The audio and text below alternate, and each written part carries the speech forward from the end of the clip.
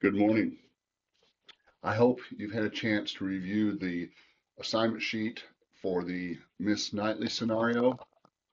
It's really a fascinating case study, and persuasive writing is a fascinating form of writing.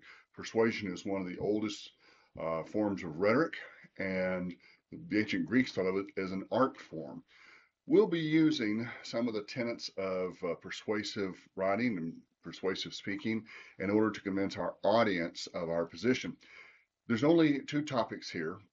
Either you think Miss Knightley should have her contract renewed or she should not have her contract renewed.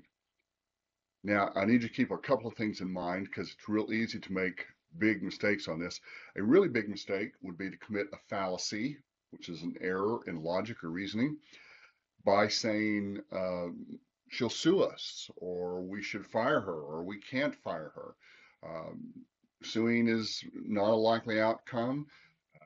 Firing is off the table. Firing is not part of the assignment. It's not being talked about. We're simply looking at this one teacher, Miss Francine Knightley, and trying to recommend to the school board, trying to convince the school board that they should either A, renew her teaching contract for next year, she's a high school physics teacher, or B, not renew her contract for next year, depending on whether you think she's deserving or worth coming back to teach for us. But be sure you're familiar with the assignment. Very few things will undercut a persuasive essay more than just getting the facts wrong. If you're trying to convince your boss that you need a raise and you misstate one of the facts, you tell him, well, boss, last week I completed 12 units, but he knows you only completed 10 units. Your chances of getting a raise are markedly less. So be sure you get the facts clearly stated. Be sure that you can tell the difference between what is a fact and what is an opinion. You want to be sure to structure your argument appropriately so that it makes the greatest amount of sense to the reader, and just kind of follow the steps. We went over this in class on Thursday. We'll be going over it again in class on Monday. The grades on the midterm exams were not the best, not as good as I had hoped for. And that's both good and bad. It's bad because you'd like to see those scores up there to help lift up the overall average. But it can be seen as good because now students know what they need to study for the final exam. The old saying is, forewarned is forearmed. Well, students now know what the test questions look like, what the answers look like, the type of questions, the type of information the questions will cover.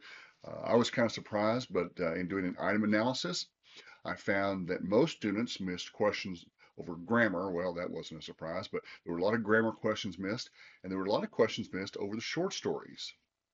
So you just got to read the assigned short stories and learn who the authors, the titles, the main characters, the main ideas are, and be ready to answer those questions. The final exam will count twice, count 200 points. So you want to be sure and do your very best there. We've got one more essay this semester, one more portfolio.